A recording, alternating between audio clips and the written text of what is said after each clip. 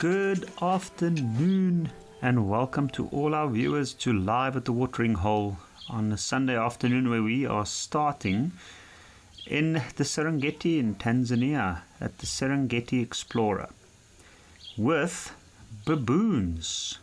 Certainly one of, I think a lot of our viewers would agree, baboons are certainly one of our favorite animals to watch around the watering holes.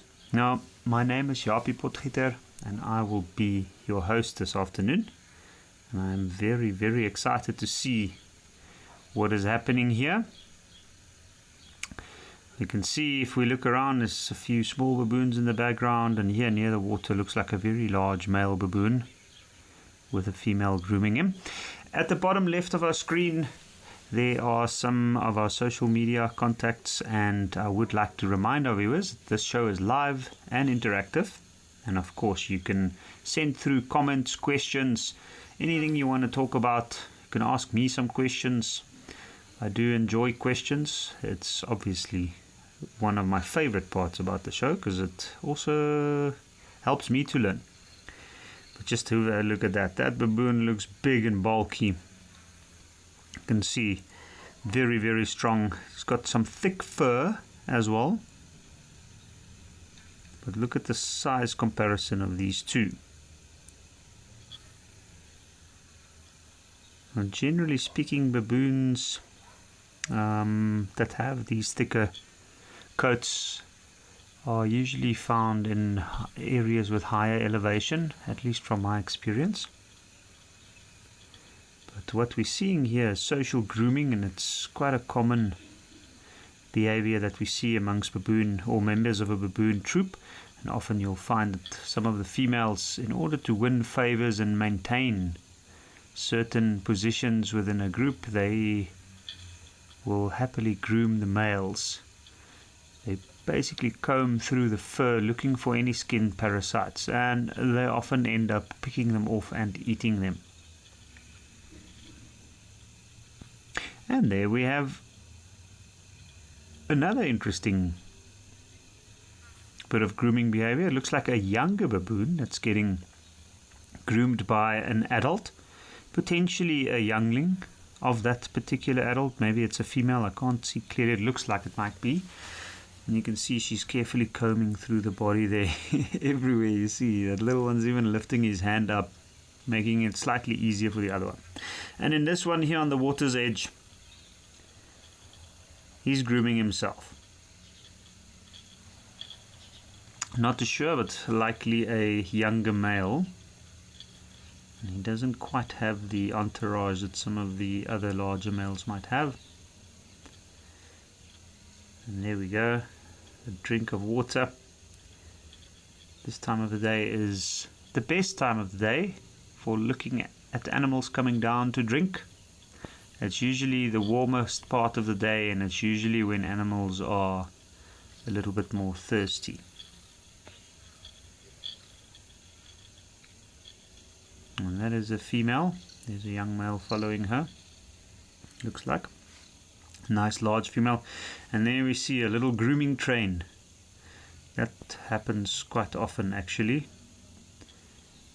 where you might even have more than one baboon grooming another one. That way they maintain their social bond, they maintain their ties, often related baboons. And it's also just a way of keeping themselves clean in that harder to reach parts. We got a question from Hans asking, are baboons and monkeys in the same genus? Hans, yes. Well, it depends. But yes, baboons are regarded as monkeys. They are regarded as old world monkeys, and if you look at the tails of these baboons, you'll notice that they have a bit of a bend in them and they're hanging down. Even though they are movable, they are not prehensile like the New World monkeys that you might find in South America and some of the southeastern parts of the world.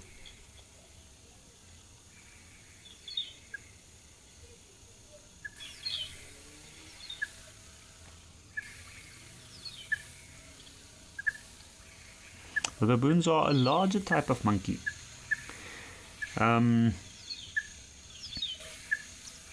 So they are quite an interesting. It's interesting because baboons are monkeys, but not all monkeys are baboons, which is, I guess, goes quite it's quite obvious if you think about it. It's a type of monkey, and in Africa we have a number of different of these old world monkey species that technically fit the bill of a baboon.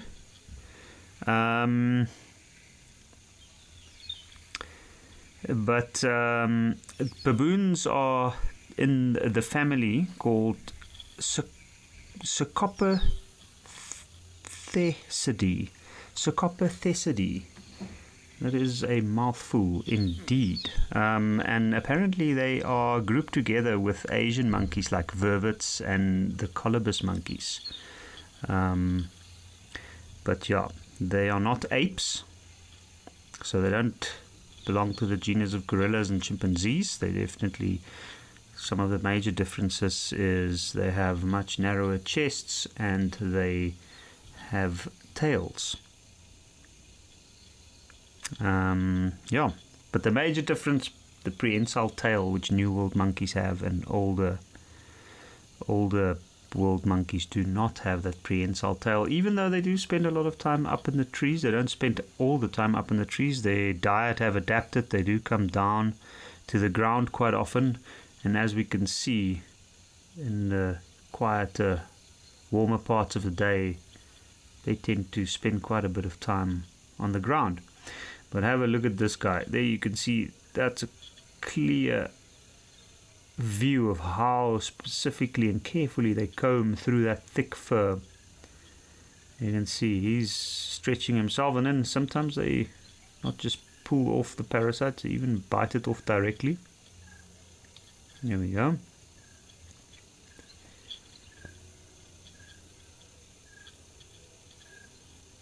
And I would say that large male baboon is certainly enjoying it.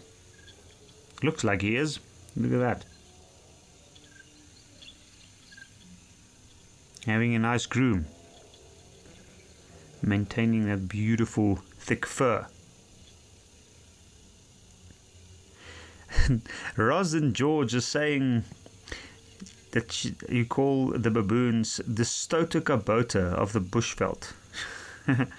Roz, indeed, they are Stotokaboters. They are the naughtiest ones. It's funny because we don't generally tend to associate naughty behavior with animals, as animals just behave the way they do, and they don't operate on the same moral principles as we regard.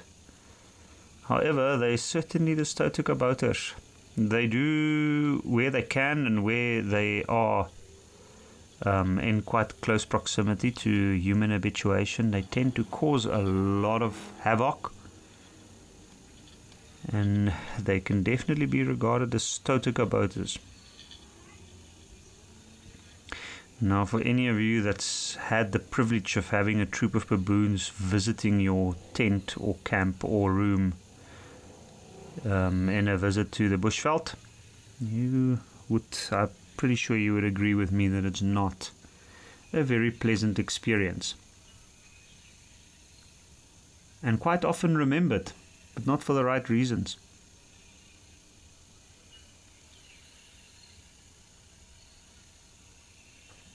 Spazzy Yankov, happy to see that you're joining us again this afternoon. Very happy to see that. Always enjoy your questions. He's saying that it's great to begin with baboons at the Serengeti. And the special thing about old world monkeys, and you're asking what is a special thing about old world monkeys that are different from new world ones? Well, I guess one of the biggest things is the way they evolved. Technically, they would have been some of the older genuses, but one of the major differences is the time spent up in the trees versus time spent up on the ground. Look at this baboon. He's grooming his forearms while she's grooming his chest.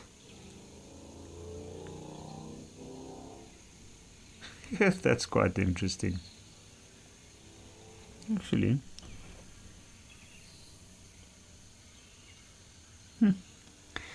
That's quite a careful grooming session. But to get back to Spaz's question, so with the old world monkeys, because they spend less time permanently up in the trees, like some of the new world monkeys do, they also have very large troops, and very, very social. They tend to have a bit of a different anatomy. The tails are less, well, they don't have prehensile tails at all. They still certainly serve some kind of a function, which is very likely connected to their balance. They also have a different back end. They tend to sit quite a lot on the ground. They tend to forage on the ground through the grass. Baboons actually have quite a large component of grass seeds and grasses within their diet, which is also quite interesting and not something that people think all the time or think about all the time. But yeah, the major difference is of course the tails, where with the New World monkeys spending lots of times up in the trees, they often have prehensile tails that help them with maneuvering through the trees, grabbing onto branches, thin branches, moving through the higher parts of tall trees. And they spend less time on the ground, where they of course are more vulnerable. Generally speaking, the old world monkeys also have a little bit of a size difference. They are quite large. Some of them can be really large.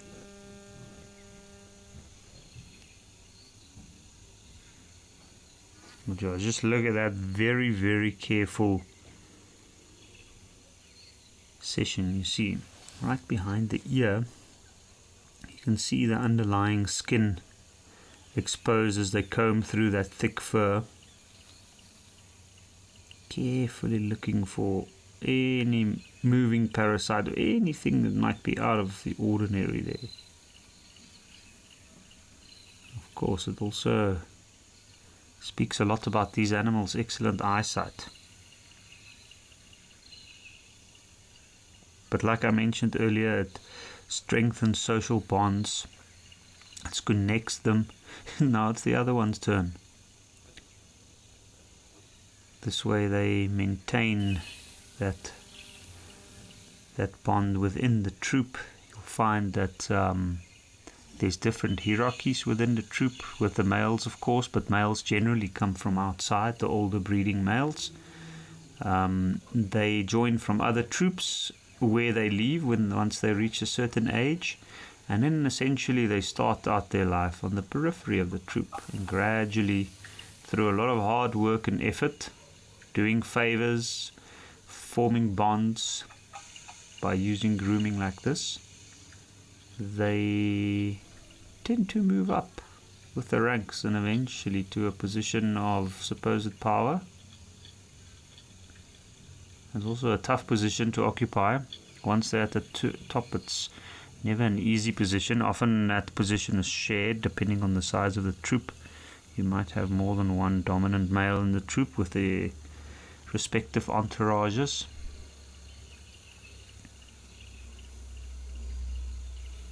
And they serve the function of protection and lookouts,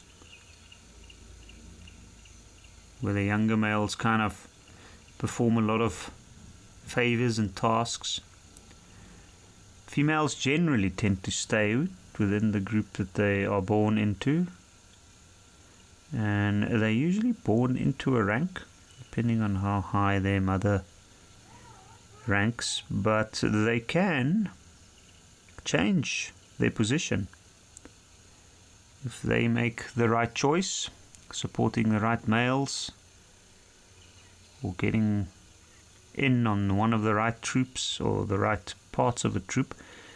As their partners tend to rise in rank, they will also. It's quite an interesting power play within baboon troops.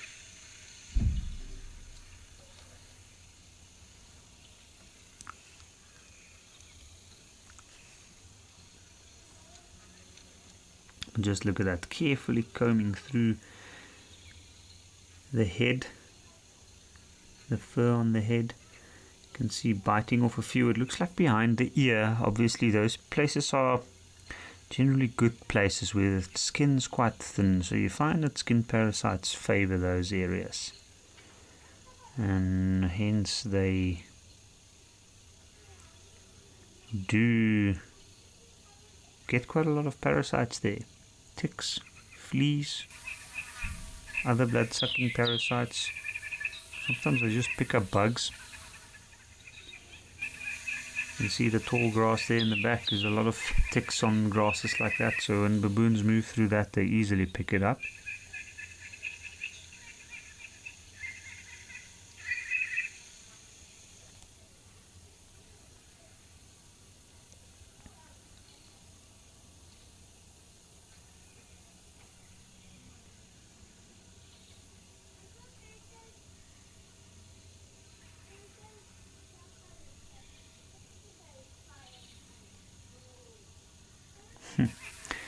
And sometimes you find that they doze off a little bit,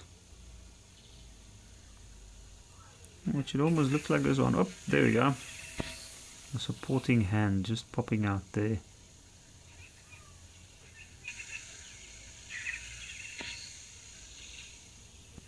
Now what happens in a case like this is you'll find that these baboons often sit, and while they're grooming like that, even though they're still quite alert, they've got excellent hearing, excellent eyesight, they tend to get quite deep into their business. And they also, because they kind of rely on the surrounding troop members, which we can't see here, but they are spread out throughout this area, and occasionally you find that something might slip off there. Oh, look at that. I completely forgot about that young baboon, but he looks passed out, and that is the life. That is baboon life. Baboon life in a self-sustaining, healthy troop.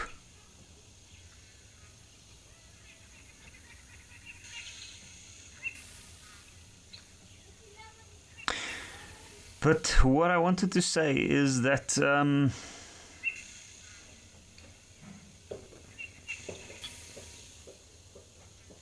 baboons are what we regard as a oligarchy, which essentially means that it's kind of like a democracy, but with a few exceptional individuals at the top holding the power, and that would be the males.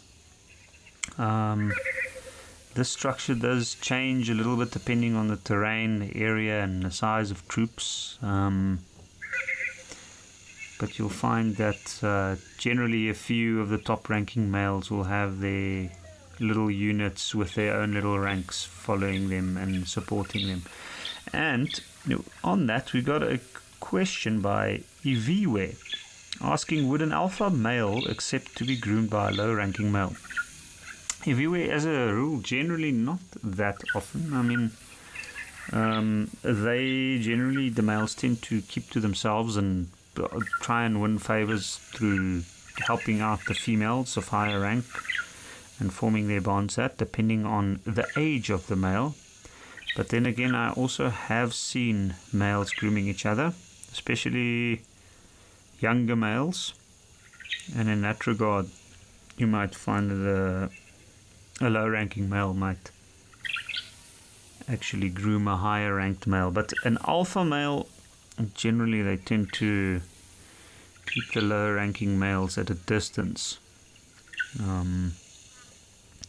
But then again, it also depends. Alphas that get usurped and injured in the process, which often happens, they might form bonds with whoever. And funnily enough, once they get usurped and pushed out, they're not completely out of the game.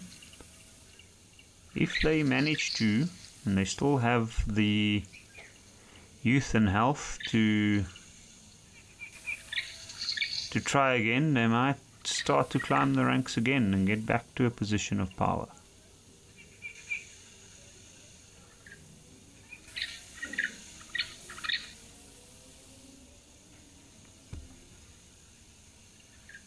And have a look at that. That young baboon seems tied to his mother. I can imagine that this late morning sun is also making him a little bit snoozy. Does look like he might have a nipple in his mouth. But this has been a great start to the afternoon, and while these baboons enjoy their grooming session and parasites, I think let's leave them here and we head over to Jack's camp to see what's happening there.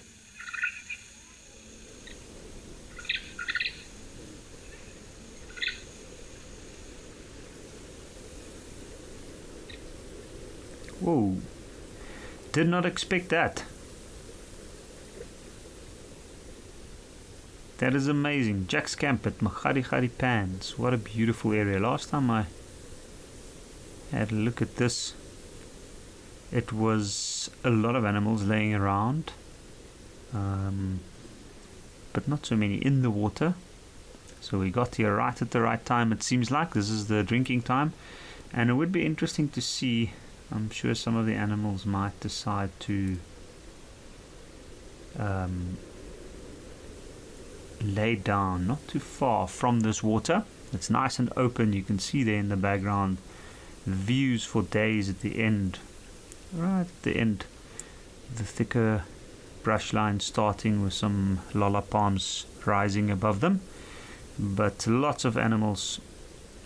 So you can see the different groups of wildebeest starting to form a line, so maybe some of them might move off. They often tend to spend the middle of the day around this area, laying down, enjoying the warmth of the sun and the open space. Look at the shallow water. By the looks of it, there's a bit of a breeze going there. Some of them struggling a bit. There's a young one right in the middle. Those two young ones struggling a bit with the muddiness there of the pan.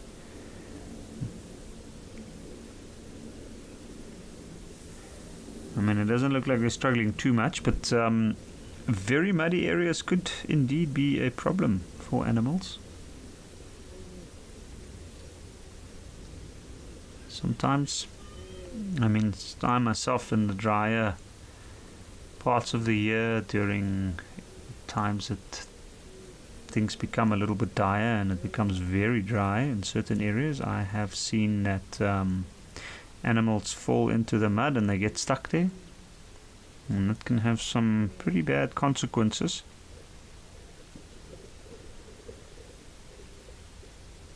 But luckily nothing like that today.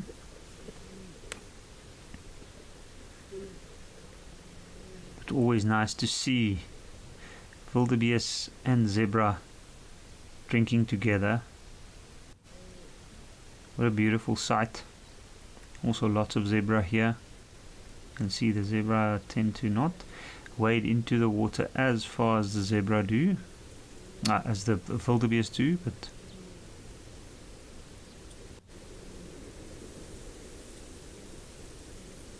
just moving out of the initial muddiness near the water's edge.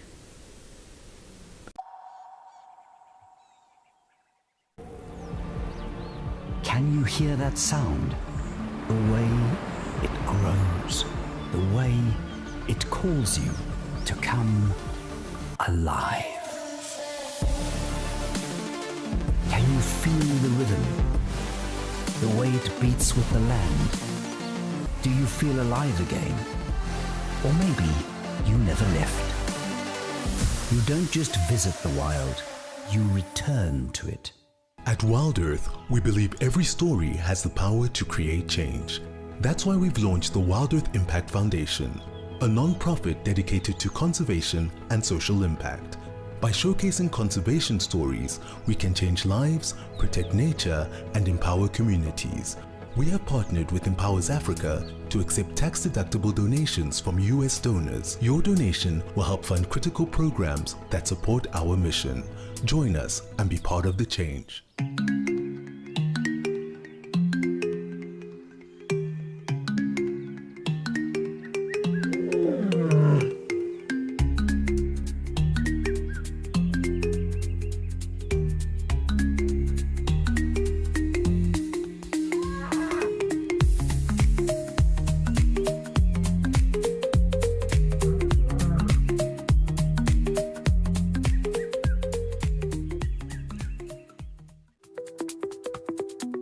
Sign up today and you'll get instant access to wildlife. You'll also have access to our post-produced content, like a Wild Bush Week. Textbooks tell us that a ratio of 3 to 1 hyenas drive off lionesses. Safari Live Catch-Up. We have got some doggies that are on the hunt. And even that sort of cult favourite, The Wild Show. And the little one has made it out. Hopefully will rejoin the herd. Wild Earth Explorers. Wilder. Together. Hi there, my name is Kerry Dupree, wildlife presenter and guide. What I love the most about guiding is being able to share my love for wildlife and nature with my guests. Very exciting to find those cheetah boys on a kill. Being passionate about your job makes the world of a difference because your guide definitely sets the tone of every adventure.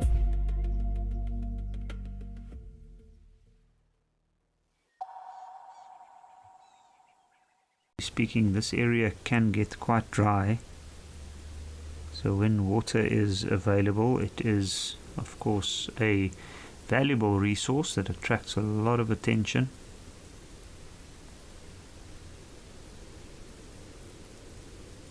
From a lot of animals that would spend time in it, but it's definitely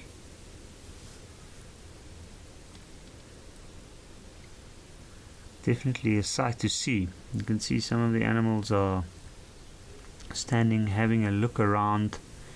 There's always one or two pied crows around here as well.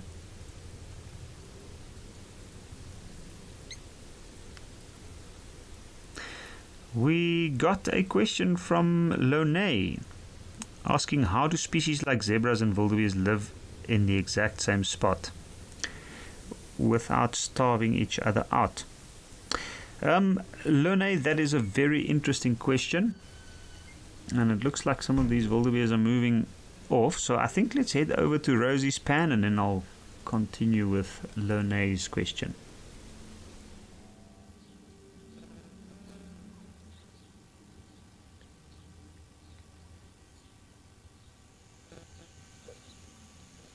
Aha.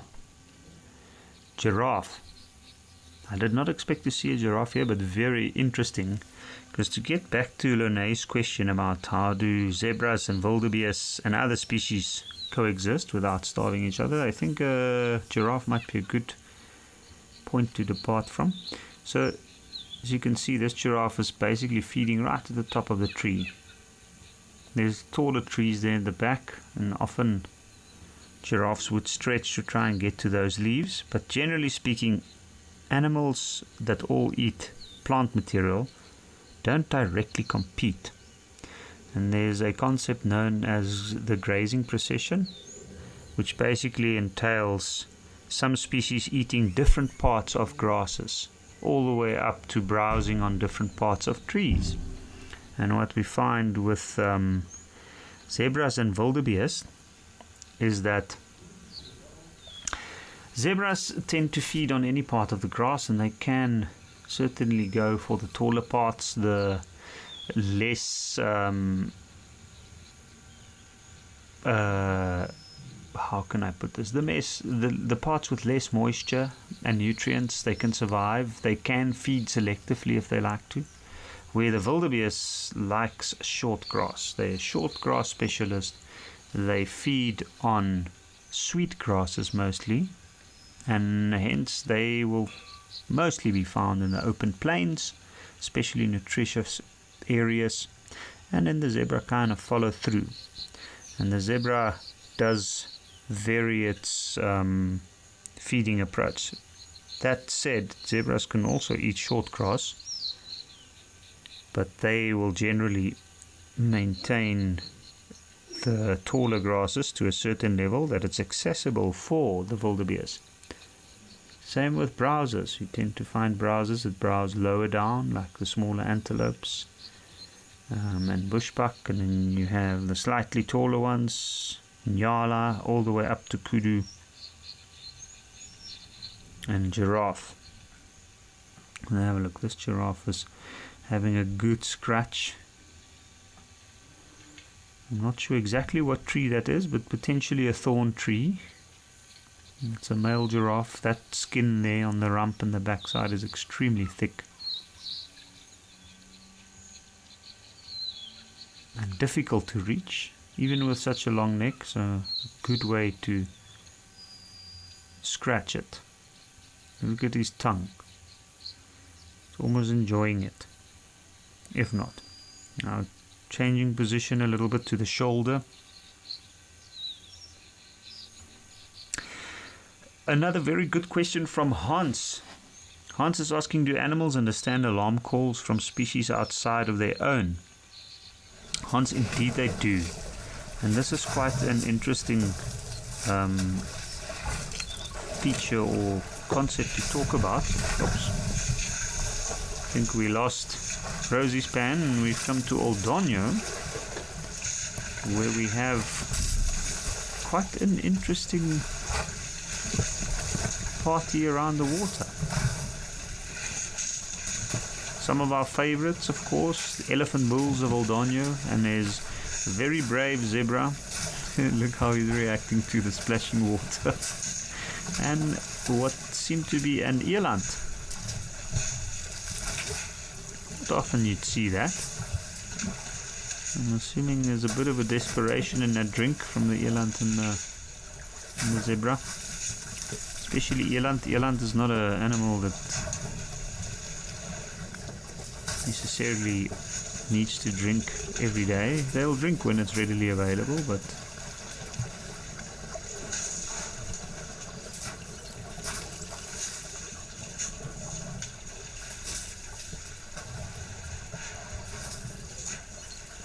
it looks like it's hot and dry there currently.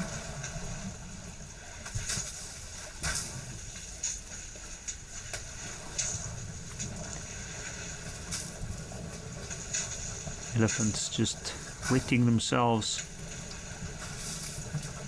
while drinking. I'm sure some of them have already had their initial drink. Now they're just wetting, and then they might continue to drink.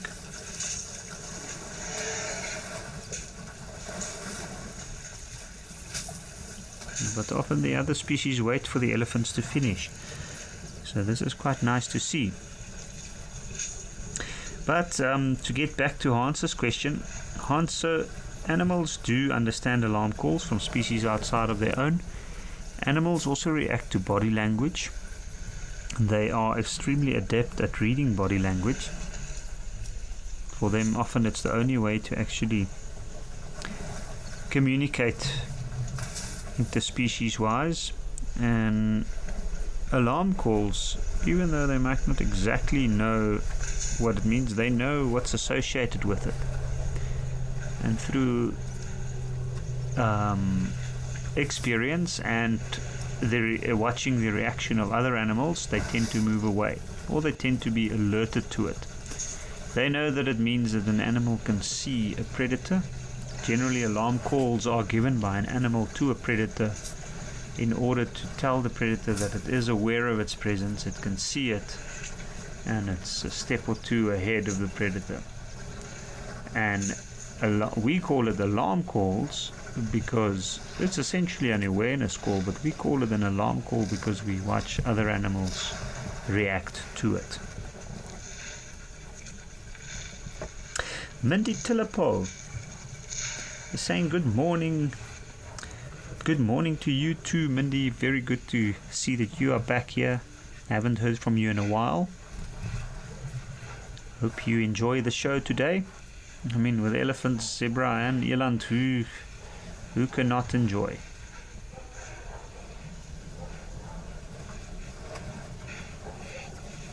And then Vince is asking an interesting question. How much do herds struggle when their matriarch is poached? Vince, I am assuming you are talking about elephants. That is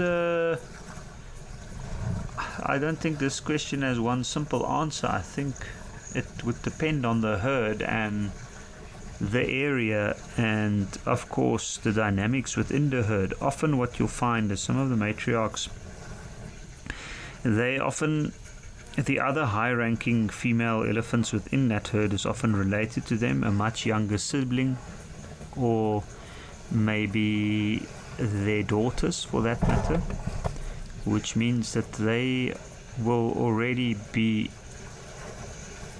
imbued with knowledge over the years, gradually passing that knowledge on to the other high-ranking females within a herd, making sure that they know where to go, what to do.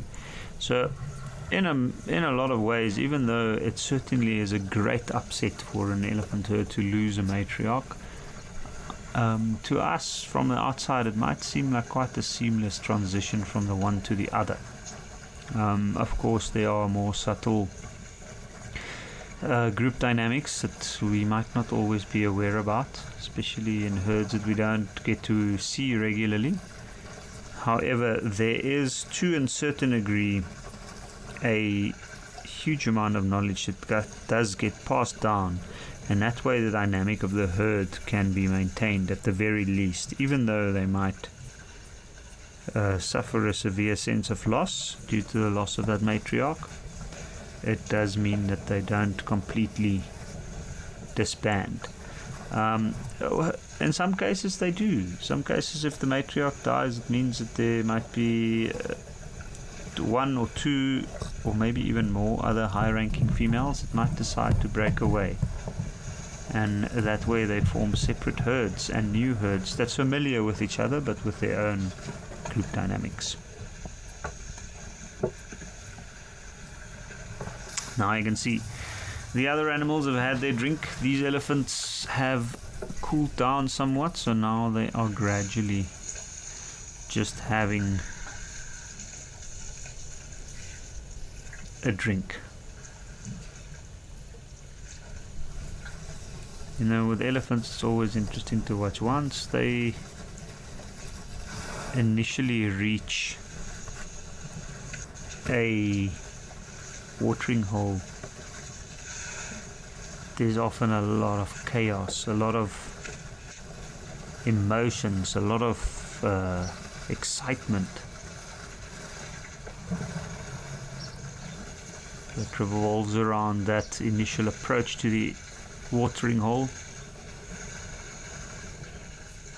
And once the initial thirst is sated, then we start to see the more casual dynamic around the watering hole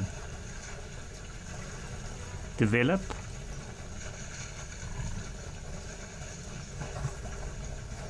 You can see those two on the left hand side, the ones aiming to try and get to the water inlet on the edge of the pan there, while the other one is just standing there also waiting his turn. The one on the right is just gradually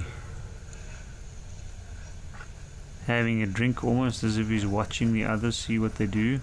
You can see the elephant second from the left is kind of posturing to show the others that they mustn't dare to come near to that pot now. He's going to be the next one to drink from there. Or maybe he's taking a bit of the frustration from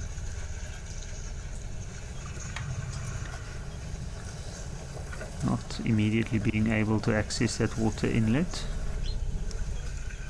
out onto the others.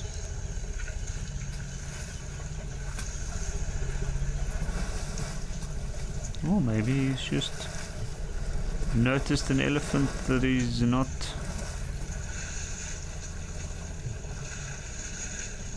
fully acquainted with. There we go. Young bull stepping right into the water there. Probably also curious to see what the water inlet's all about. But it's amazing to see there's such a concentration of large elephant bulls in this area, and I know that some of our viewers might even know these bulls better than I do and recognize them. I do recognize some of them, of course.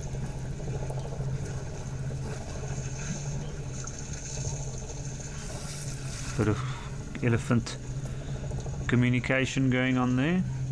Oh, and there's a single giraffe chilling out on the outskirts. Looks like this watering hole is quite raised. You'll notice sometimes, even though it doesn't look as far off, those big trees in the background, I've noticed that animals tend to disappear the moment they walk away. So there's definitely, it's up on her eyes, so it's a good spot. Mariana is asking how wide is that Old Donyo watering hole? And from our perspective it seems quite small. Mariana, that's a good question. I don't know. I would say, judging from the size of the elephant standing within it, I would say that watering hole is at least maybe 8 to 10 meters across, if I'd had to take a guess. But that is all it can be, is a guess at best, going from the fact that generally speaking, well,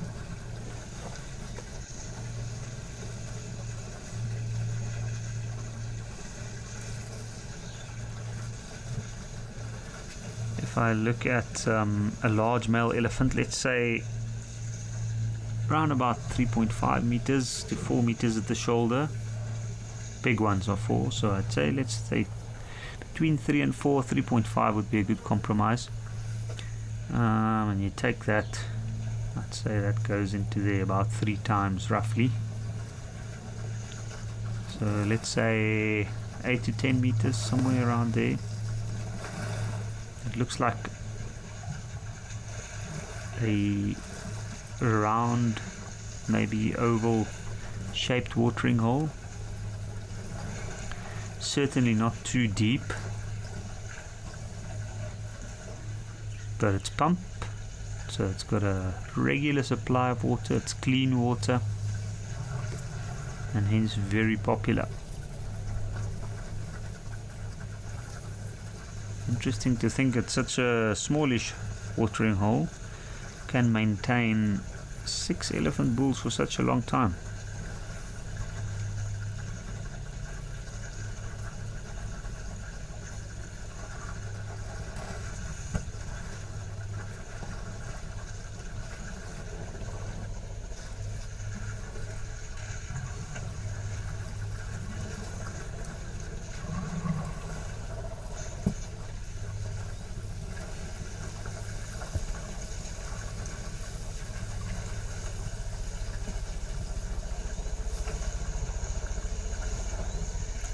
Can actually hear that one elephant bull literally slurping out the water from the pipe directly.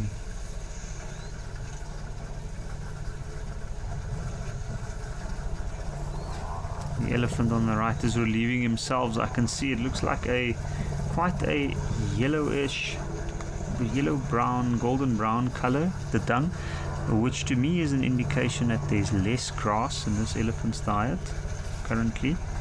And it's probably due to the fact that it is eating or browsing a bit more, and hence that yellowish brownish color.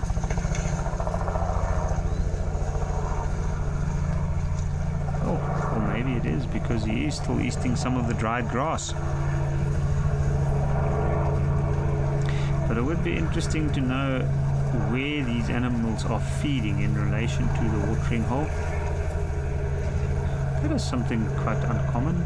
I've never seen a chopper flying past here before. Green Thumb is asking, why is it that we mostly see bachelor herds at Old Donyo? Green Thumb, that's a brilliant question. I do not know. I remember in the past somebody told me that the herds do get seen, but they often get seen at night time and early mornings. And it is potentially got to do with the comfortability of these animals around this watering hole. I'm assuming this watering hole sees a bit of tourism as well, and generally what you'll find is that the elephant pools tend to be more relaxed in nature, probably due to their size, the fact that they don't have to care for little ones as vulnerable. Excuse me. So I can think of quite a few reasons why they might be more accustomed to the presence of tourism and have no problem drinking at watering holes like this. I do think also that their presence might also be part of the reason why the herds tend to avoid. Old elephant bulls can be a little bit bothersome in some cases, for herds of elephants, that is. Especially herds with young females and females in heat. So maybe any of those reasons might be why we see less herds of elephants here, or we don't really see them. During the middle of the day, herds of elephants also tend to spend a little bit more shorter time at watering holes often, especially in areas with high elephant density or a lot of other elephant herds. You'll find that herds come down, they drink, they go. They tend to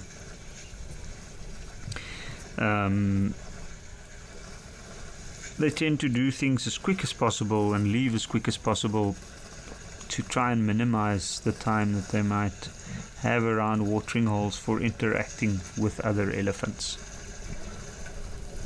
Interesting, elephants are quite prone to social stress or pressure, and they do in some cases tend to avoid other herds or other elephants within an area, even though they're social.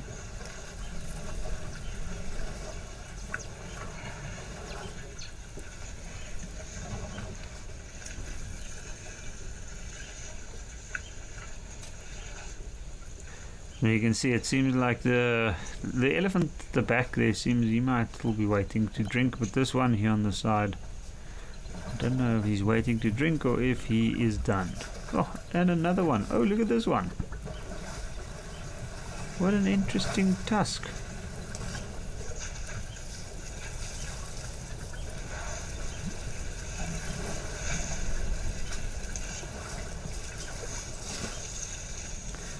But what a magnificent sight. Always good to check in at Oldonyo. But from here we're going to head over to Serondela and check in to see what's happening there.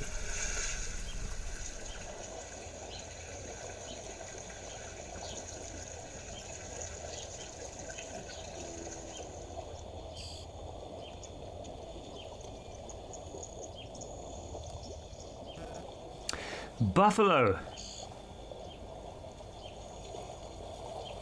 Amazing.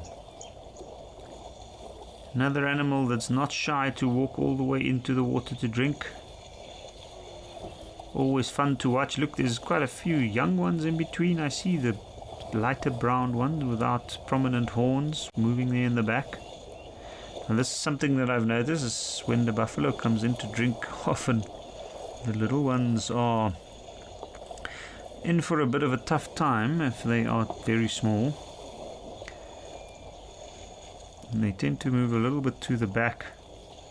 Also a time when you see them separating from the adults and forming their little groups almost for a brief while.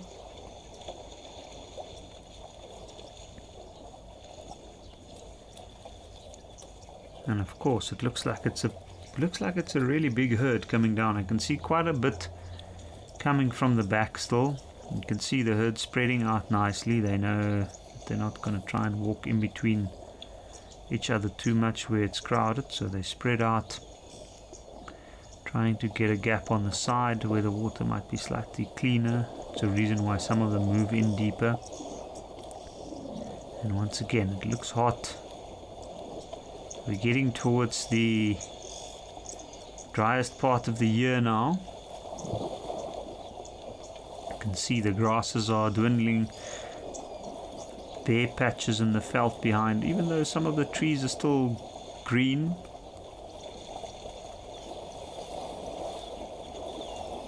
This is the time of the year where animals like the buffalo, which are of course grazers, they mainly live off grass. This is the time of the year that things become a little bit more tricky for them.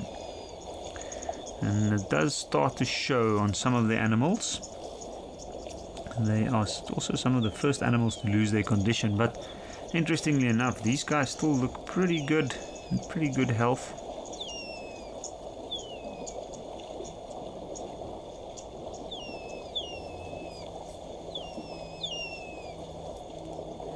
By the quick count, I'm not too sure, but I'd say there's at least 100 animals coming down here. You can see now they're spreading out properly. Some of them have already had their initial drinks, and now they're finding some cleaner water.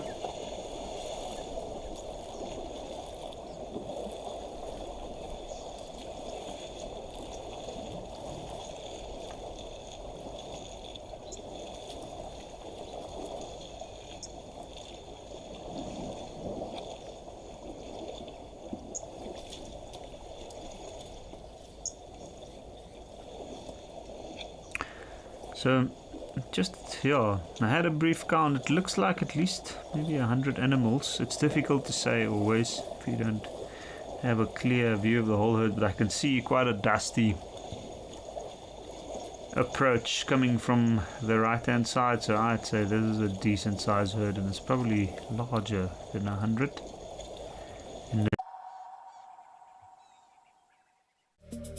Hi, I'm Amy Krantz, Wild Earth presenter and private guide. I'd love for you to join me on safari. There it is!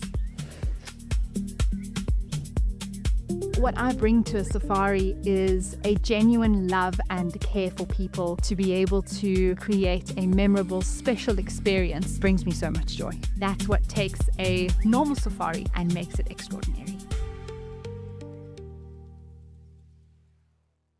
The Wild Earth Impact Foundation is a non-profit that uses the power of wildlife storytelling as a force for good. We create sustainable development projects that showcase conservation stories, empower people, and inspire environmental action. As a registered South African PBO, you can make a tax-deductible donation to the Wild Earth Impact Foundation.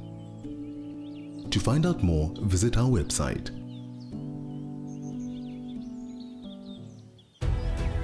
We are following the story of 32 rhinos that are making their way to their new home at Mabula Private Game Reserve.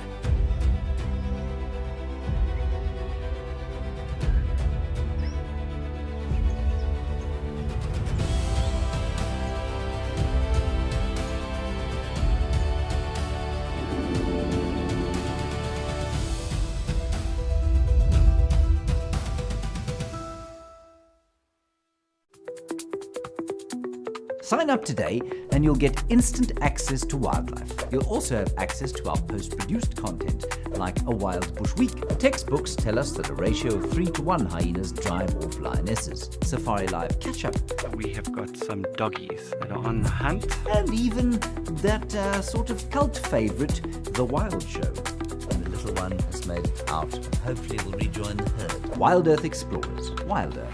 Together. We know that adverts pay our bills, but you don't necessarily like them. So, this is a fantastic way to stop being interrupted. Sign up today and you'll get instant access to wildlife. 24/7, ad-free, live and on demand. No pesky commercials, no rude interruptions, just wild Africa exactly as it unfolds. Wild Earth Explorers. Wilder. Together. Often younger males that is not quite at the right breeding age, as well as the older males that is at the prime and breeding age. On the edges of the herds, those groups of males kind of settle their hierarchy disputes. They fight each other, they establish some form of a hierarchy, and then the stronger, higher ranked males within that group tends to move into the herd, where during the breeding season they have the best access to breeding. Of course, that is a difficult position to maintain. Those males often start to lose condition. They tend to lose fights and gradually move their way back out of the major part of the herd, back onto the periphery, and that way kind of rotate with other strong enough males in the area. That way the genetics stays diverse.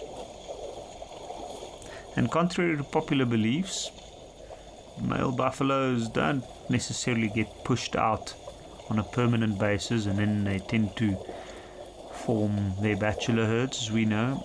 Sometimes it's also by choice. Older male buffaloes, they tend to generally, they've already had their chances, risking it within the battlegrounds and trying to put themselves back into the hierarchy on the peripheries of the herd could potentially mean injury, so they tend to spend their time in areas near water, near good grazing grounds, in the company of all other buffaloes in a similar position, so it's often by choice. And that way you might find that certain buffaloes tend to spend a lot of time in certain areas, the older males usually. They still have a lot of character, they still have a lot of energy, and when herds do move past, they will make their approach and join up with the herds on occasion. But they've got everything they need in the area that they are, so they don't have to necessarily move with that herd constantly. And then the other part of Leah's question is like giraffes. I'm assuming that Leah is referring to the fact that giraffes are regarded as animals with a very loose hierarchical structure, or a loose herd structure. That quite interesting, Leah. There's a lot of research been done on that and revisited. There were a lot of research done that's kind of like rediscovered in a way. But giraffes also tend to have herds. Their herd structure is just not to us as apparent as some other animals like buffalo, for instance. But they do have herd structures, they do have hierarchies, they do have associations. You'll find that sometimes younger male giraffes might head back to their natal herds to go and meet up with their mothers. But giraffe herds are often spread out over very, very large distances. They've got excellent eyesight. They maintain their structure in over a larger distance often, and it looks different to us, but they still have a herd structure, and it's something that I know is not, or it seems to be not too common knowledge to everybody. That said, giraffes do tend to wander, especially the larger bulls. They spend a lot of time on their own or moving between herds and areas.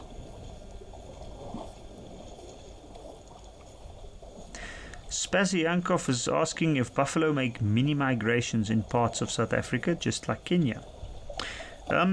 Interestingly enough, South Africa is different in the sense from East Africa that in South Africa you have a lot of fenced reserves or fenced areas.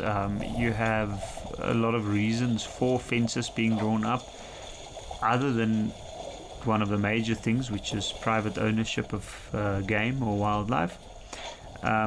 You also have the foot and mouth or veterinary diseases that determine how game can be moved and traded within the area. So due to that, areas are a little bit more fragmented than some other parts of Africa, and hence movements of animals are more limited, especially buffalo.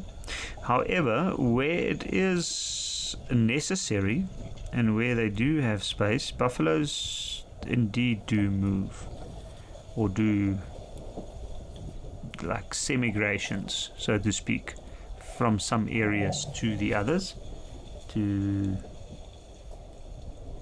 supply their needs, their resource needs, which water is of course a major one. Buffaloes tend to use quite a lot of water. A buffalo bull or some of the larger buffaloes can have water requirements of more than 50 liters a day, up to 80. I'm having a look at these buffaloes, and now that you can see everything settled down now, it's interesting to watch them. There's always this cloud of dust coming. You can see there's a little gathering under the large tree on the right in the shade, and also to the left in the shade. That is something that buffalo tend to do once they come down for their drink. They'll find a shady spot where they might lay down this time of the day and chew the cud or ruminate. Now, right in the middle of the water and the screen, there's a buffalo bull standing, and behind him there's a nice young bull with a very big horn spread. Very interesting to watch. It's interesting to see all the different horn types within a herd like this. Females tend to have much narrower bosses. A boss is the base of the horns, right at the top of the head. The males have much broader bosses, much thicker, stronger. The older they get, usually at around 9 to 10, those bosses are solid enough for them to fight and to kind of determine their chances of mating. Females have their horns mainly for protection. It's a large animal. Comparatively, it's slower moving for large predators, especially predators in groups like lions and hyenas. So it's a good reward for the energy put in. But having said that, it's no easy feat to take down a buffalo, male or female, for any lion or hyena.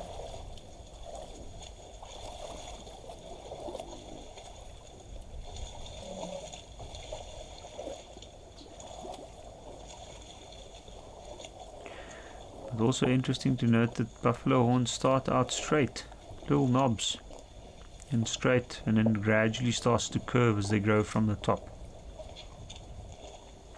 Very iconic horn structure, very much associated with power,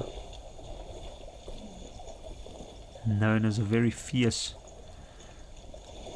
adversary to predators like the lion. A large herd like this, of course, provides excellent protection against prides of lion, and in this particular region we do find that lion, especially in the drier parts of the year, tend to predate on buffaloes quite often. It's a nice big meal, and a pride of lion, if they can manage to separate one, can bring it down. So smaller groups of buffalo are sometimes found in the wetter seasons, and then they congregate to form these larger mega herds during the drier parts of the year. And their movements become more predictable. In fact, any animals really this time of the year, depending on the species, their needs. Some of them have higher water requirements and therefore more regular visits to a watering hole along well-known, well-treaded pathways that travel between water sources and feeding grounds or grazing grounds.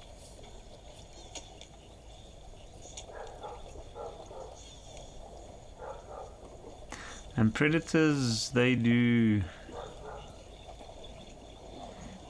know that. They pick up on that.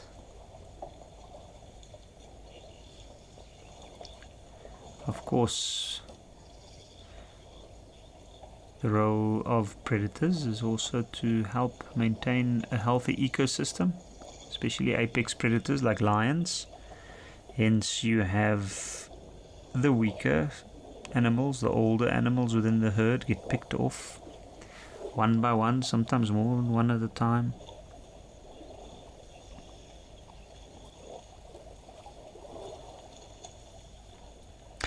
You'll notice where you might see, if you look carefully and you can pick out the male animals within a group like this, like to the left at the screen now, There's some males coming in from the back. You can see they're kind of pushing their way through.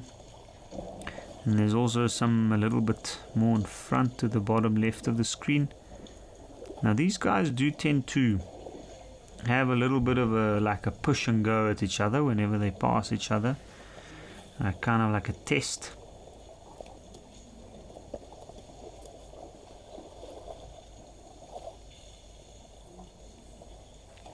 And having a look at these buffaloes, I can see they all still look in quite a good health. They've got nice rounded back end, so they are not struggling too much from a lack of nutrition. It looks like there might still be quite a bit of food around.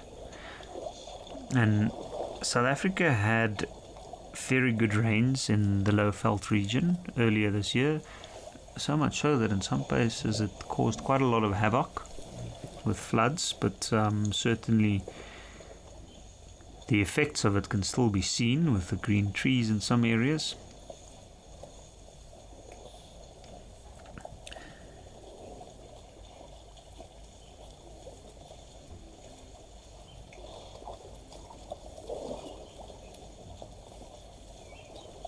Roz and George is saying that the resident hippo has left the building. I did not know that there used to be a resident hippo here, Roz, but that is nice to know. And I'm sure either it's become a little lonely or the competition for those watering holes has become a little bit much. As you can see, buffalo tend to take over. So do elephants sometimes, and that pressure might sometimes just be a little bit much for the hippo. The other thing also is that hippos, they're also social. They might be looking for interaction, but he might also have just been taking a bit of a stroll to find food further away from this area. Hence, he's not here. Like by the time morning came, the hippo had to find water and probably found another temporary spot where it is now to have a look at that. Then Nina is asking, how does the dung of big herbivores like elephants, buffalo and hippos not take over the waterholes? Nina, that is an incredibly good question. I do not know, actually. But I do think that we do have a lot of microorganisms that tend to break down dung, especially herbivores' dung. It's easier to break down. You have termites, you have ants, you have birds, a whole bunch of other critters that come in. Dung beetles, of course, plays a major role in this. More so in summertime than wintertime, but they are still around in areas with a healthy ecosystem. So you have that they gradually break it down. They gradually take whatever's still in there that the herbivore's body couldn't use. But having said that, we do find that with standing water and dams, sometimes you have, due to hippos being in the water, lots of hippos and other animals coming to visit regularly, you have lots of dung kind of polluting the water to the point where it actually depletes the oxygen levels, and in some cases create breeding grounds for cyanobacteria, and this could potentially affect the drinking water and the health of certain animals. I found often with very well used, almost completely drained watering holes, the end of the dry season, you'll find that even the catfish tend to gulp for air quite often due to the lack of oxygen in the water. So the animals' dung do affect water, that is for sure.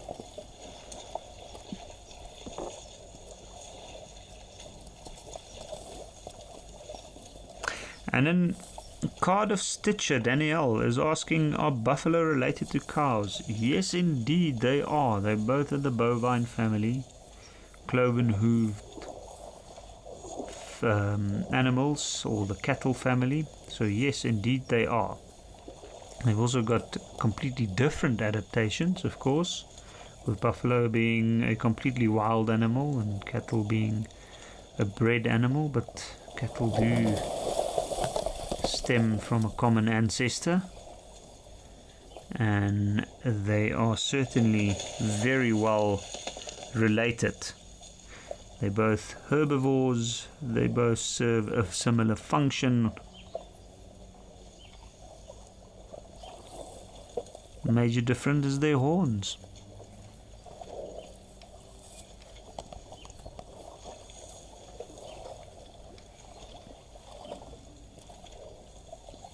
Now it's interesting to see, this herd is kind of like,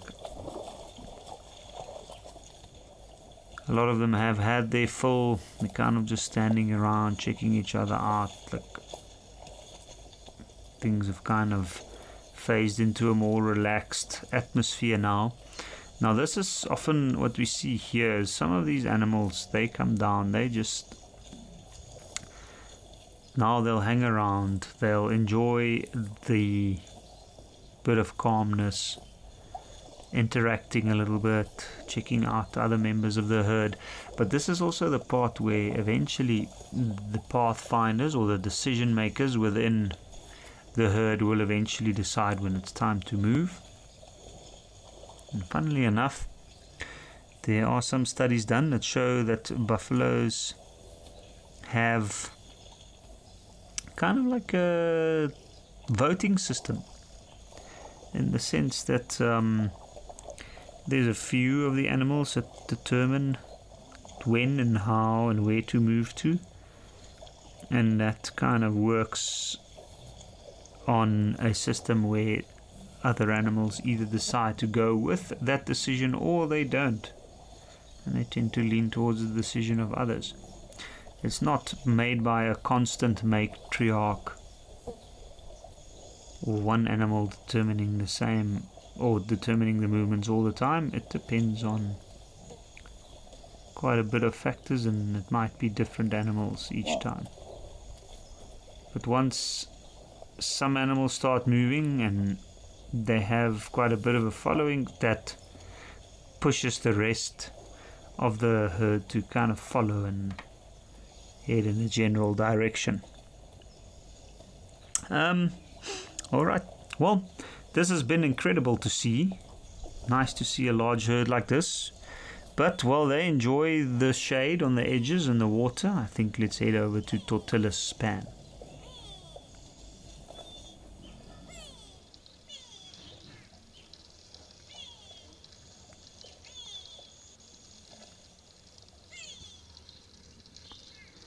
Where we have more baboons.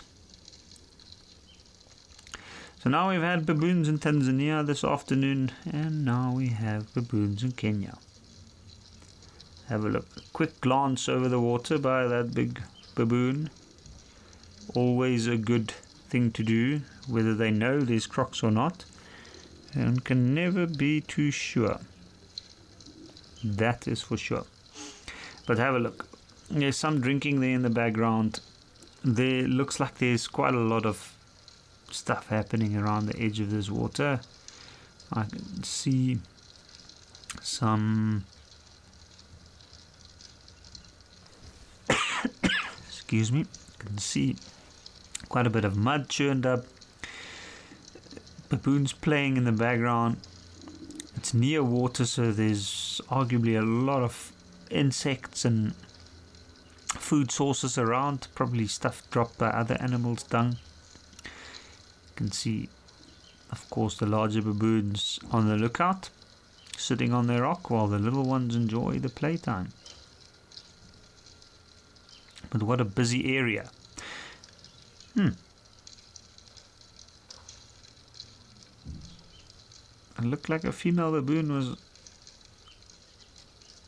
presenting herself to the male there, which didn't seem too interested. But just look at the difference in size between the members of this group. You can see in the more serious approach of the larger animals, and in the much less serious, more playful nature of the young ones, less care.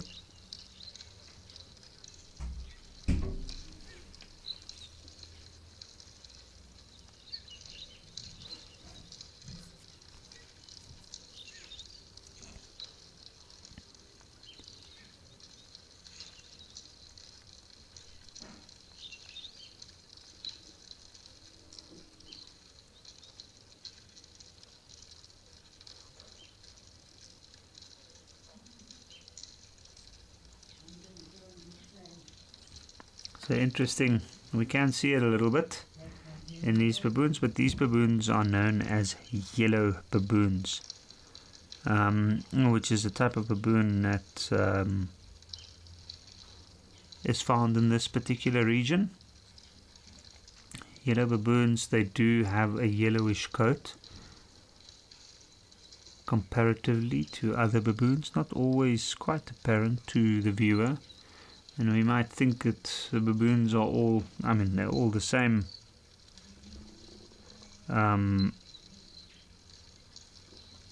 genus, but they are different species.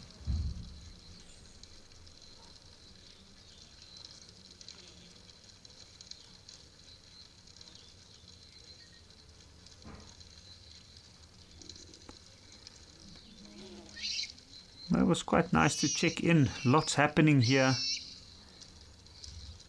And I think while these baboons are enjoying their time around the watering hole, we're going to head over and check in at the Onguma.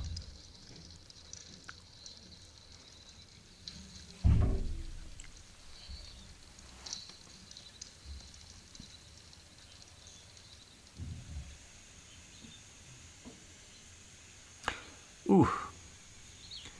This is beautiful. In Etosha National Park, a nice big elephant bull. Looks like an old elephant bull. It is very interesting. I always look at these bulls at Etosha and think they are massive. Their tusks does not look that large, and we know that the elephants in this particular region generally do not have such large tusks. Whether it's of historic nutritional value within the area that affected genetics, or just genetics,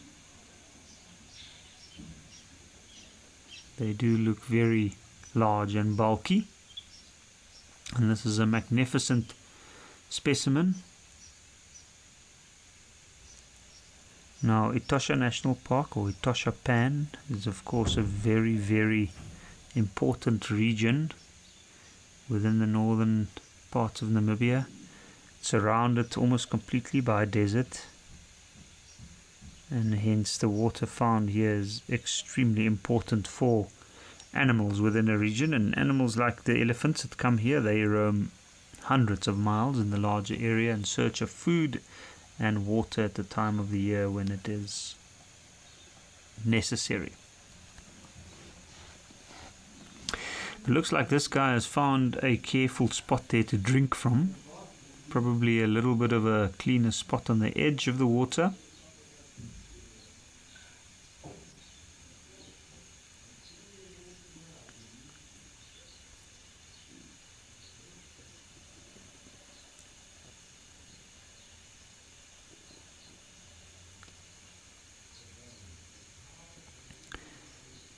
And indeed, what a magnificent specimen. Something that's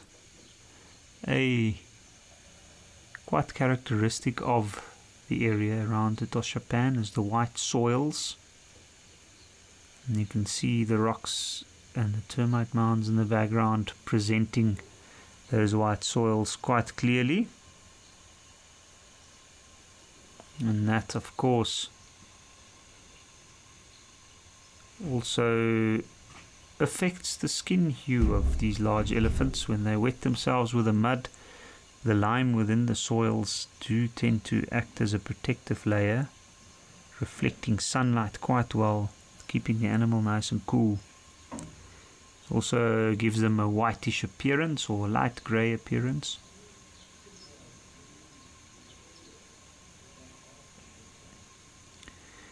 But this animal seems to be on his own. I can see another lonely wildebeest there in the background. Surprising fact that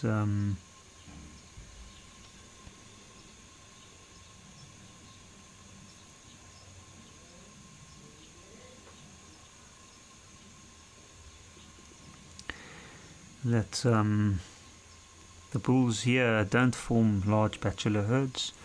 They tend to travel on their own more, although we do find a few together often. But imagine the knowledge stored inside this animal's memory of where to travel to, where to go to.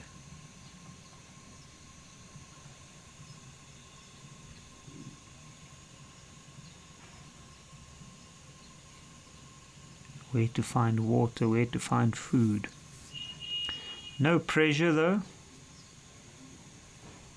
to move quickly. Of course, water in the surrounding areas is also not found regularly, hence the animal needs to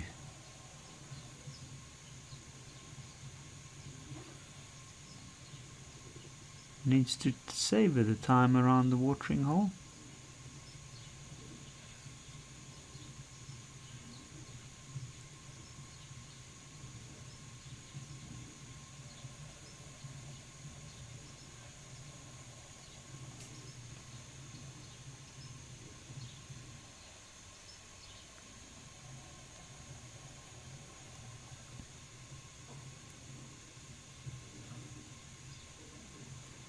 Judging from the size of this animal's head, the thick base at the trunk, I'd say this is a nice, mature older bull. It looks like his temples are quite deeply sunken in.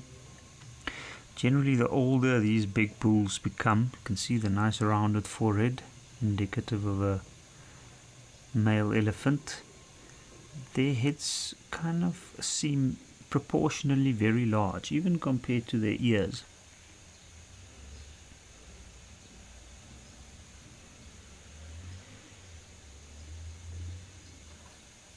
Can see the large muscular legs, and I find the fact that we get to see elephants here, look at the trunk there, just the tip slightly put up, testing the air.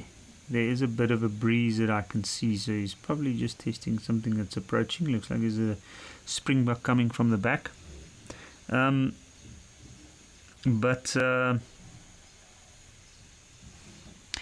Like, this is something that I find so interesting about the elephant, or the African savanna elephant. They tend to adapt so well in all these different spaces. We can see an elephant here in the dry, arid environment of Antosha, and then we can see an elephant in the more tropical parts of at a completely opposite point in southern Africa, at the sand forests near Tembe, and they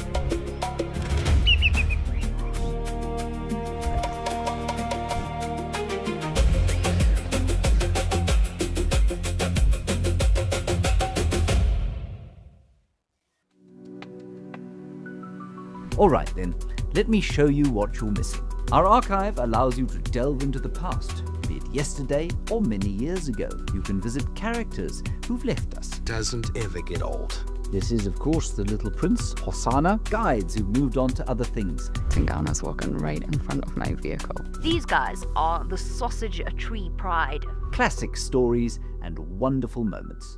Wild Earth Explorers, wilder together.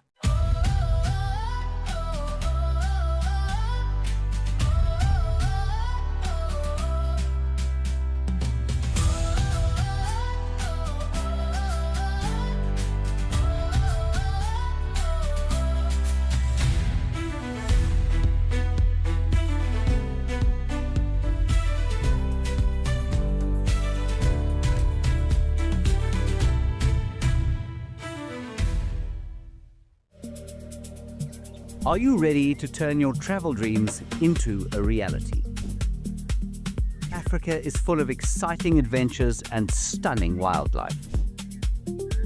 This isn't just a journey. It's a once-in-a-lifetime wildlife adventure I'd like to take you on. Join me, James Hendry, and connect with nature.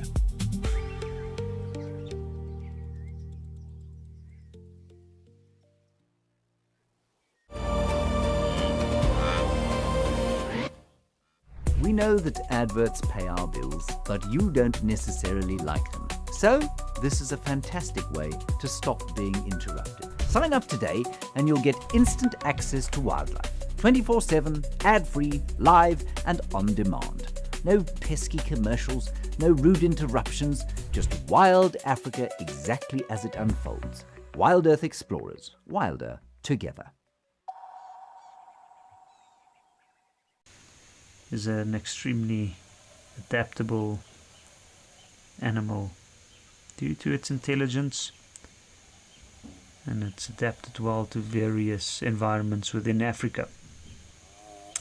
Spaz Iankov is saying he's noticed that the elephants, particularly Tosha, do have short tusks, and then he's asking what the reason for that is, especially the bull elephants, and what is the biggest elephant ever recorded at Etosha, and how old was it?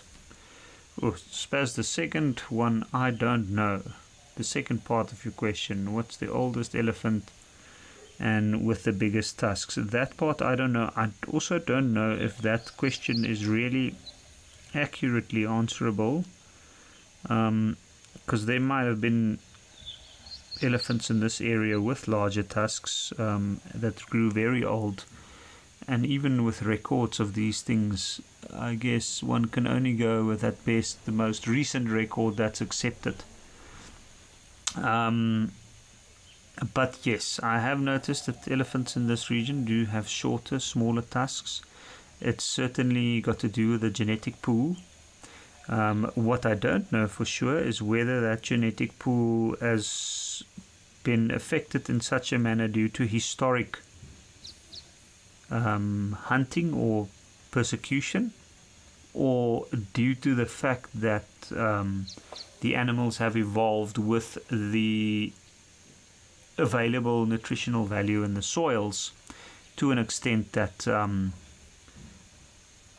the genetics from this region of the world is just have shorter, smaller tusks. I know that phosphates in the soil do determine size to an extent, and I know because of low phosphorus content in the soils of Botswana and the central northern regions, you do tend to find that the elephants have smaller tusks. But then there's also historic situations where some areas, elephants with tusks were, the genetics with tusks were just completely wiped out due to historic uncontrolled hunting during the colonial era, and hence the genetics that survived are mostly those without.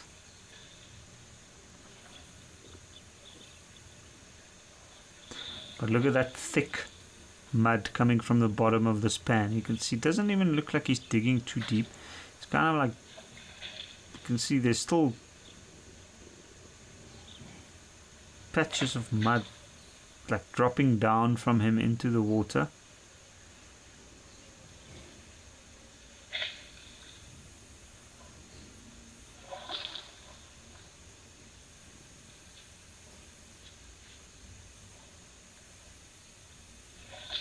Ooh. Kind of grabs it and then swings it with a hand, almost like somebody traditionally plastering a wall with a brush, a plaster brush. Such an interesting behavior to watch, and it's always interesting to watch. They kind of like, they get into a rhythm after a while where they kind of drag the ground, grab their mud, and then do side, side, middle, or side, middle, side, and sometimes they throw right underneath. So the aim is to get to the creases, the thick creases, the harder to reach parts, the parts that will be in the shade for longer, the parts where it's more difficult to get to, where the insects get to, and the parasites like ticks, and the elephants tend to use this mud as a protective layer there. And also, of course, on the back, the hips, the head, the ears, that's for sun protection.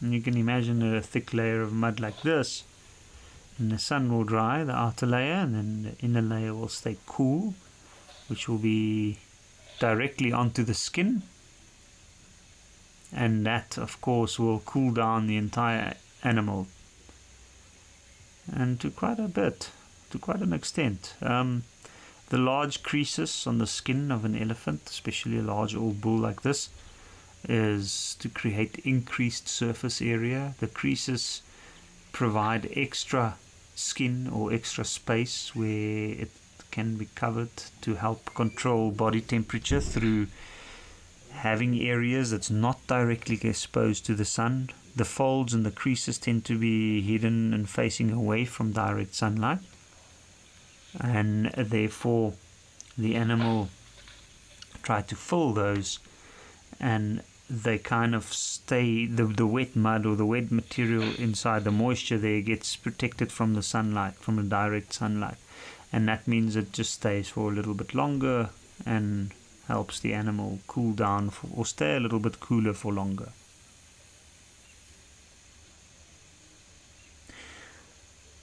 Bundu B is saying that Etosha means the great white place. Bundu B, I did not know that. I was not aware of that. That is very interesting.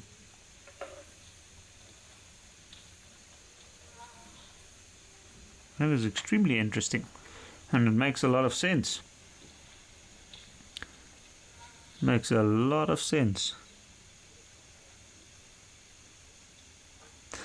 I had a look now. I see it. Some of the other suggestions is it means, well, yeah, the Great White Place or place of dry water. And that stems from the Ndonga language. But it basically describes the massive bright white salt pan that is located at Etosha. And interesting also is I see the pans make up about 23% of the total national park, which is a massive amount of the park. I mean, Etosha is a big park. So that's good to know. Thank you very much for that, Bundubi.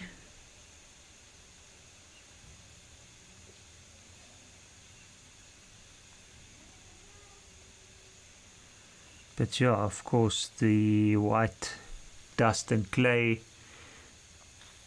is what is so striking and significant of Etosha. Have a look.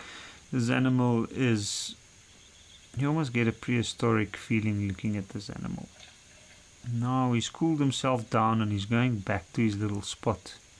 There must be a little pool right there between the rocks and the grass that we can't see where he's getting his water. There we go. You can see him splurting out some water, probably testing it again, just getting out some of the muddier water to have clean water siphon through. I'm pretty sure he dug a little hole there probably, and he's using the water as it filters through the mud and the sand to drink. Of course, that filtered water is nice and cool and clean, and sometimes it gets covered with a bit of debris, but then the elephants will drink the first part, splurt it out, and then go off to the next cleaner part. And you can see, interesting to watch this elephant drink versus those at Eldonio. This elephant tends to drink more conservatively, carefully sipping it up, placing the trunk in the back of the mouth and probably squirting it in there down the throat. where the elephants at Oldonyo tend to go after that water inlet, drink while splurting out.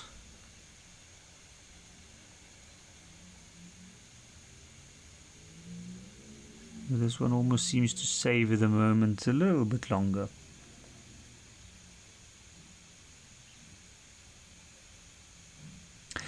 Jungle Jim is asking if sunlight and UV could be fatal for an elephant's skin. Interesting question, Jungle Jim. In short, I do not really know much about the effects on elephant skin of UV. It must affect them to some extent. It must be painful in a sense, to the point where they go to such extreme lengths to keep themselves cool and protected from the sun. I mean, they also use dust if there's not mud readily available to shelter from the sun. Now, I'm assuming they're using that in the sense to try and get some of the sun's UV rays to be reflected, or just to create the barrier between the skin and the sun. So it definitely must affect them that way. Of course, sunlight, direct sunlight, also means moisture loss. I do know that elephants don't get cancer like we do, so they don't get cancer from the sun, which is a very interesting thing within their genetics. And I know that there's a lot of research being done on that to determine why that would be and if that could have a possible benefit for us. But yeah, interesting question. I don't know how exactly it affects the elephants, but it would be something good to have a look into.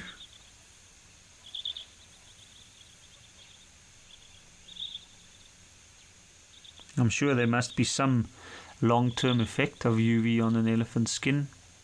But potentially it could be, you could make it less porous.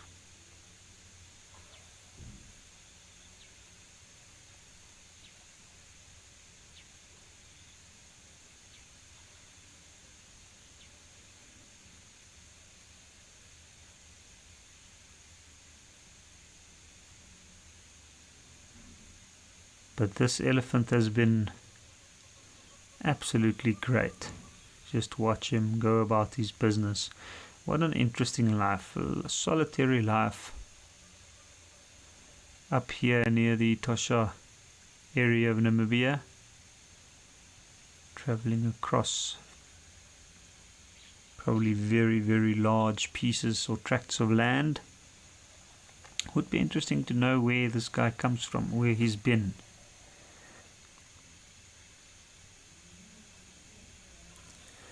But from elephant in Etosha, let's head back to Oldonyo and see if we have any elephants in East Africa.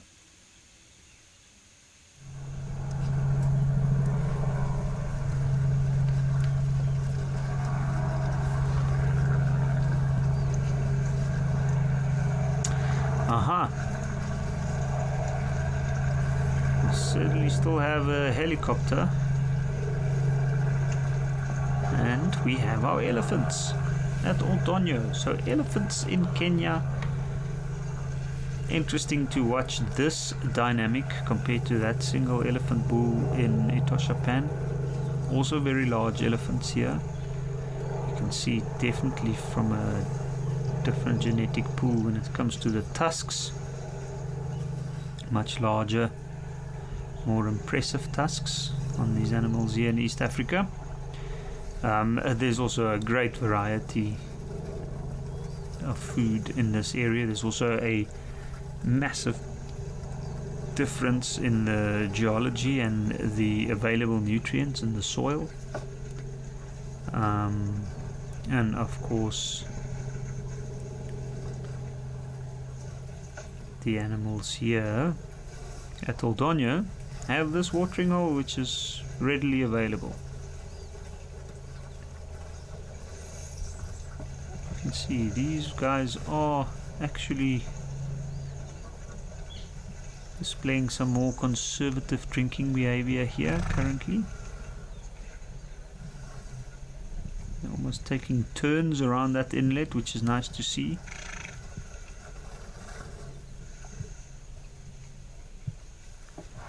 It's also nice to see when elephants are undisturbed how much time they actually tend to spend around watering holes, especially the bulls. They didn't seem too bothered by that helicopter flying over them, which is an interesting thing to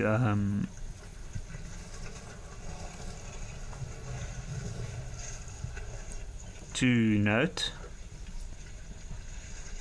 because elephants are quite affected by things like that, helicopters or planes flying overhead. In this particular area in Kenya, I do know that patrol flights do play a very important role in determining whether animals are injured or not. Elephants in this part historically have been prosecuted severely, and hence there is a concerted effort to try and maintain their numbers.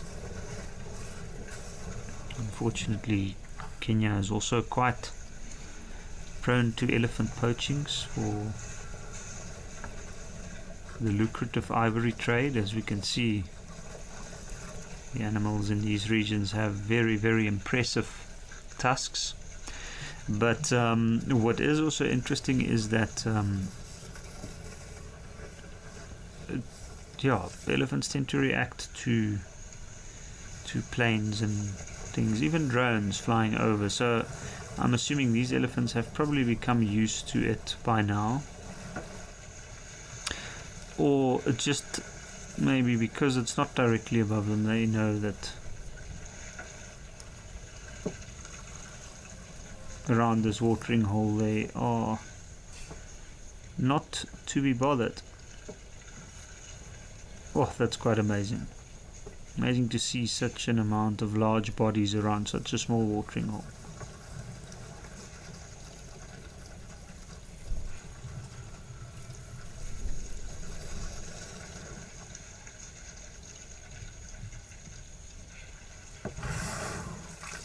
But from what I understand, the elephants around Oldonyo, especially the elephant bulls, they are seen regularly. They are well recorded.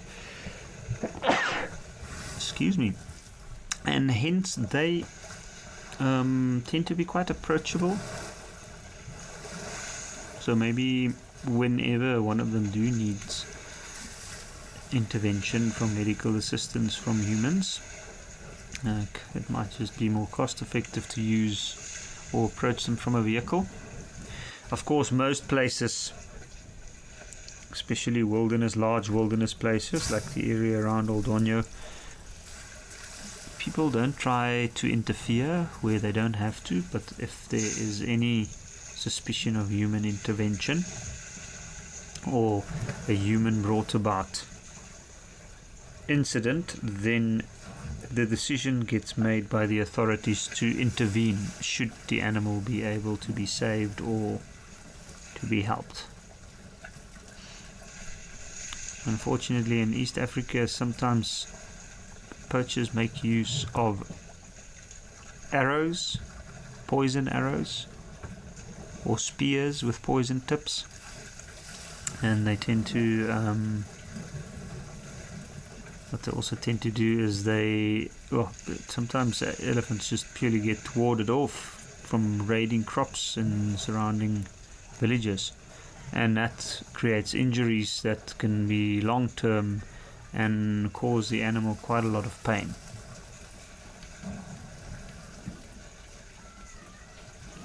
And that's when people will intervene, and rightfully so.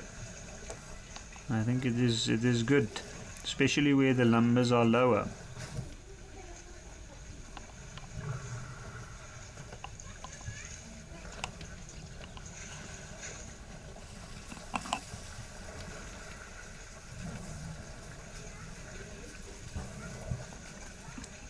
But yeah, there are some impressive bulls around this watering hole.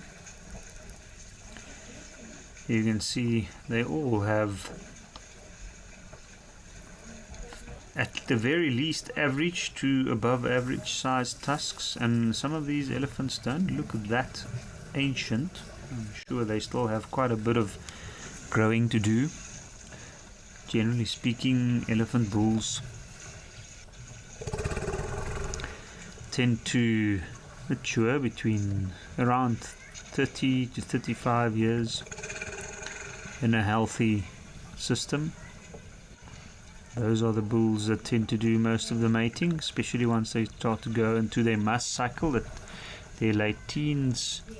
That tends to get suppressed by larger bulls in the area, and then they tend to grow and move where some of those bulls learn until such stage where they reach a mature enough age to benefit from the must cycles, learn how to manage them, use them to their advantage to gain access for mating rights, and hence we see a lot of the larger elephant bulls in must in certain areas at certain times of the year. Due to that, elephants tend to be younger elephants, or elephants in must, tend to be quite misunderstood, to be honest. People think elephant in must always means confrontation,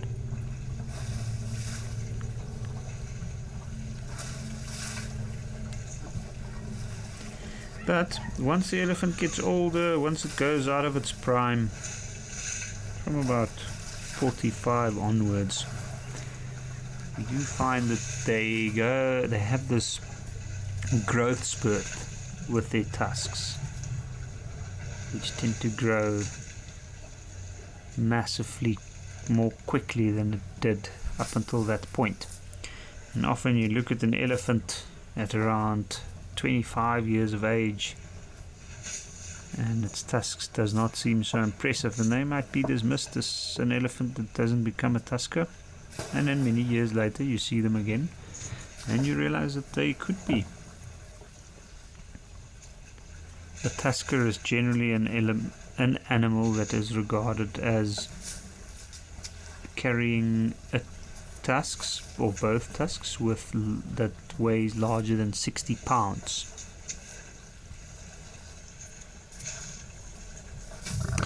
So Winston Craig is asking, what if the matriarch dies and the older female left in the herd fails to take the lead?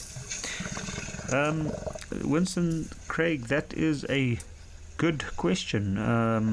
So generally speaking, elephant herds are quite complex, and hence the knowledge is usually shared over the whole herd. There's more than one. There's one matriarch, but there's more than one senior elephant under that matriarch, which might be her consecutive offsprings, it might be her sister and their offspring. So what happens if a matriarch dies? Yes, it's an upsetting thing, and we find sometimes that some of the other elephants might not necessarily want to step up into that role. But then what happens is elephant herds sometimes split. But naturally, the way elephants are designed and elephant herd structure is designed, we find that elephants do tend to have the natural leaders, kind of like humans within a group. And that animal will, through the use of its knowledge and experience gained, kind of take the lead. It's funny, back in the day when elephant numbers were quite well managed, or due to poaching in certain areas, we found that the general population mortality was like the mortality age was quite low actually, and we found that there was a lot of groups of elephants where they were known as orphans in a way, due to the fact that the older matriarchal animals of the groups were taken out, or they didn't exist anymore.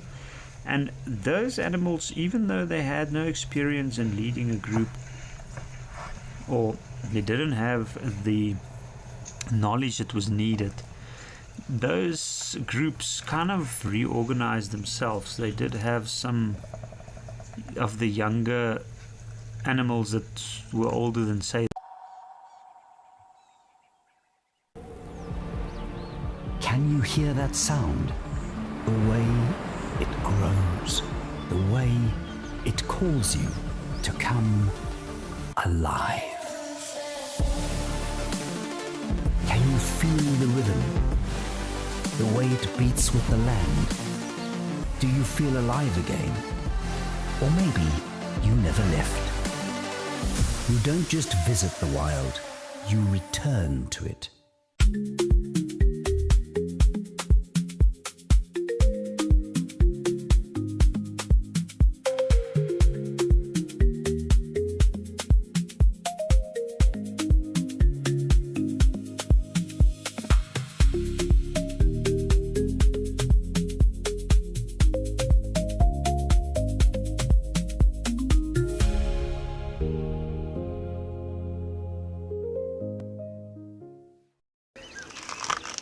Would you like to know what an elephant's favorite food is? You could ask me questions like that in real time. Our safaris are live and interactive from the heart of Africa. Over here.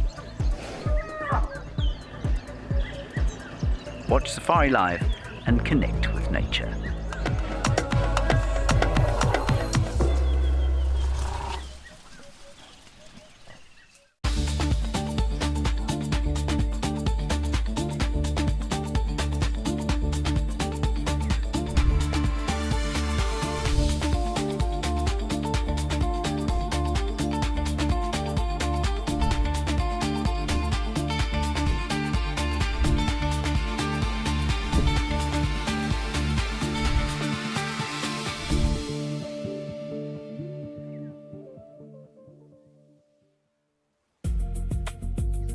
Hi there, my name is Kerry Dupree, wildlife presenter and guide.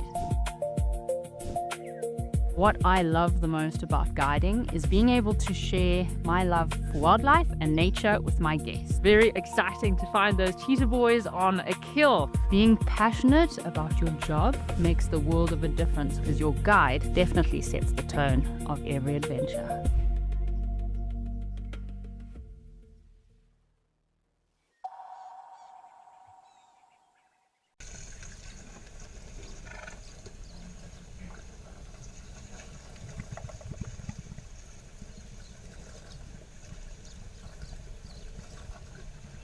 There we go.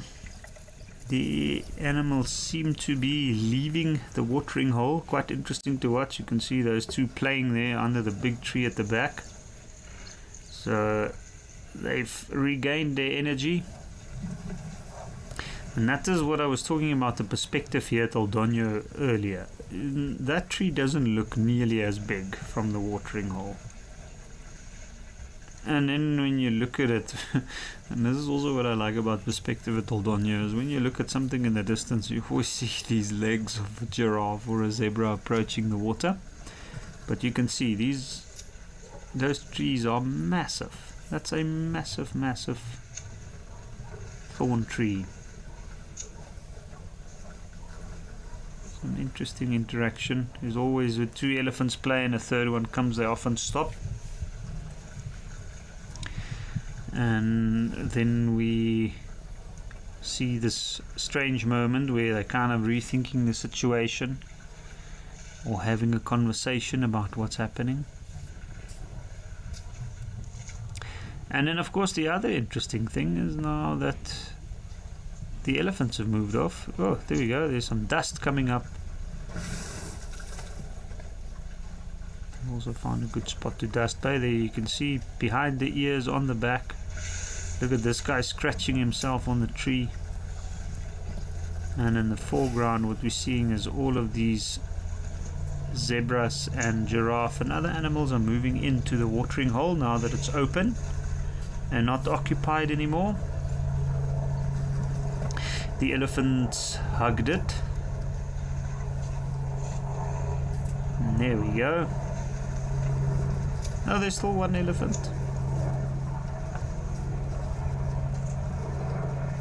But one elephant is less imposing than 6 or 7. You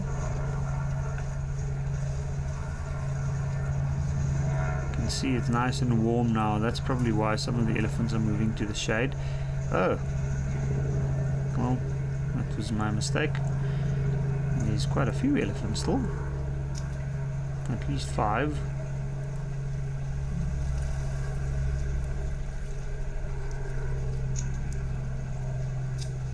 This giraffe has thought less of it. This giraffe looks kind of skinny, to be honest.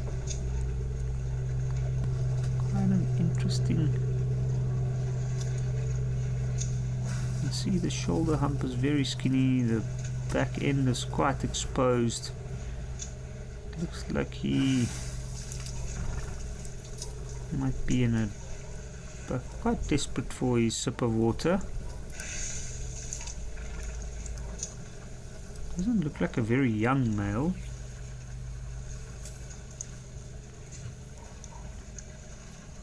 But yeah, it is interesting to notice his condition is not full. I wonder why that would be. You see the way zebras in the back just waiting their turn. And they're getting irritated by the biting flies there. They're getting a little bit impatient, and then you sometimes find that the males take it out on others. But yeah, very interesting to watch. Let's see this giraffe. Oh, there we go. He is getting down to the water indeed. Junior is saying thank you for the afternoon, and it's been great. Thank you, Junior. I appreciate that. Yeah, it has been great. We've had a fascinating afternoon. Some very different environmental and contextual views of elephants, which is always interesting, and baboons for that matter. And always nice to end off with elephants. We had a great view of a large herd of buffalo, which is always good to see. But yeah, once again, the best part about live at the watering hole is the fact that it is the busiest time of the day around the water, and therefore we saw a lot of interaction, we saw a lot of interesting behaviors, and as always I've received a good bunch of interesting questions from our viewers, and I thank you all for that very much. One zebra just kicking the other. But while we look at the elephants and the giraffes and zebras trying to get their drink, from all of us here at Live at the Watering Hole, I bid you all a good afternoon, and I hope you join us again next time.